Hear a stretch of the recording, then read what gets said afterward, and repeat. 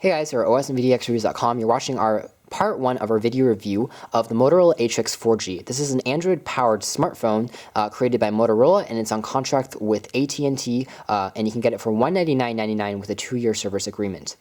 Now, the thing that makes the Atrix 4G is so impressive, it's obviously its accessory and ability to customize with what Motorola is calling a lap dock accessory. You can dock this phone into this little computer-like thingy, and it transforms the phone into a Umbutsu-powered mini computer laptop. So this is a really cool feature.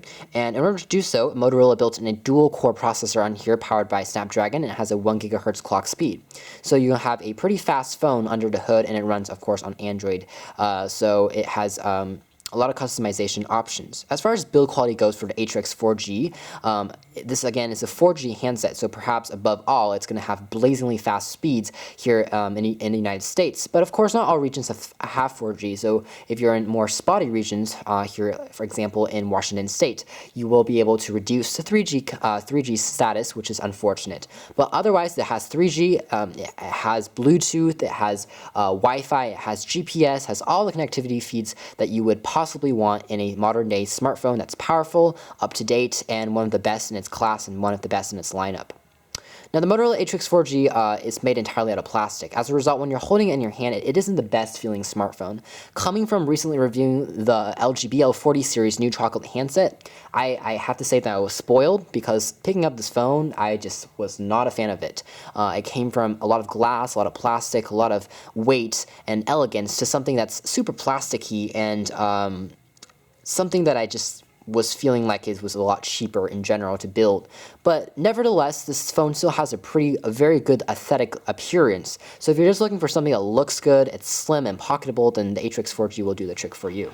It has this 4.1-inch large screen display, and it comes in at a pretty decent resolution. You'll see that in a second. On top of the Motorola logo, you'll find access to a front-facing VGA quality camera and an ambient light sensor. Below the display itself, you have access to your standard 4 capacitive, and these are backlit buttons for the menu, the home, back, and search keys, and these are all Android buttons, and they're easy to press, and they're pretty nice. There's also a little bit of a microphone grill on the very bottom there.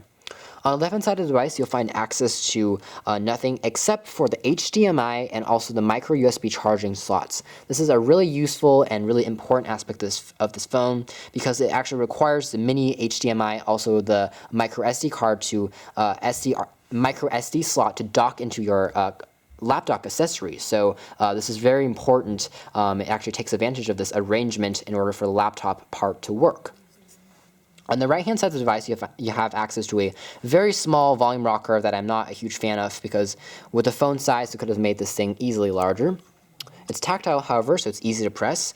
Motorola decided to not build in a dedicated hardware button for taking pictures with a 5.0 megapixel camera on the back, which I found slightly disappointing because they had a lot of room to do so, and I'm always someone who likes physical buttons over software ones, especially with something like a camera where I need to be setting my hand anyways.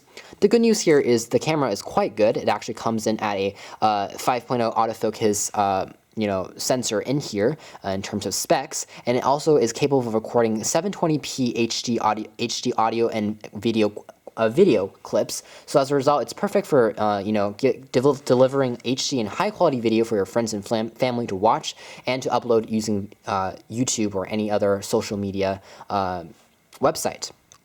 You'll find that the back cover has this very nice carbon-like texture to it, but unfortunately it's just plastic. It's just for looks, once again. And on the back, you also find out this is a Motorola Blur phone, which Motorola has actually put on most of their Android-based handsets. Not a huge fan of it, but not as good, in my opinion, as HTC Sense, but it does the job as well. You also find a stereo speaker on the bottom. And on the top, you also find the power on and off switch. You're probably thinking when you're first picking up this device, this is the most interesting power on and off switch I've ever seen. And that's because it also doubles as a slightly strange touchpad-like fingerprint reader. It also depresses, though, in order to access and act as the on and off switch. Now, I'm not a huge fan of this. When I was first looking at the spec sheet, I was at the Motorola conference. I thought I was going to absolutely love this thing. I love it when manufacturers try to do something special with their phones, and something like the fingerprint reader just seems like a cool idea in general. And whether a fingerprint reader actually works pretty well, and it's actually a very cool feature, I'm not a fan of how they converged and put the fingerprint reader as a power on and off key. And as a result, pressing this button down just doesn't really feel like a button in the first place. It just feels awkward, especially if you're holding the phone like this. You're expecting a button to be on the top, but you have to press kind of on the back of the phone and move your fingers down and then depress a kind of hard to press area of the phone in general, and that's a little bit of an annoying aspect in my opinion.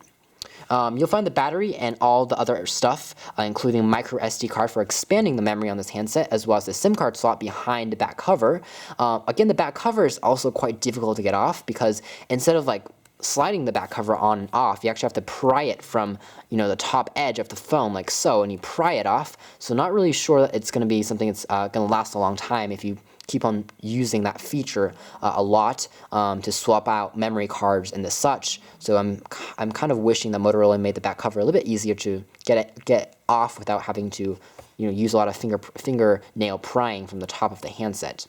But otherwise, Motorola 4G is definitely an eye-catching phone. It's a slight form factor device, so it's not super unique, but at the same time, again, it's slim, it's lightweight, it feels fairly good in the hand, it has a nice aesthetic look to it, and it has on paper a ton of specs, especially like I talked about, that docking system where you put it in there and it becomes a laptop, and just a cool device in general. It has a dual-core processor, which is always good in a phone. Of course, right now we're already at quad-core processors, but it's still better than a single-core one. I'll take it over any day, especially compared to Windows phones, which are still stuck at single-core processors. So it's something of an advantage, I believe.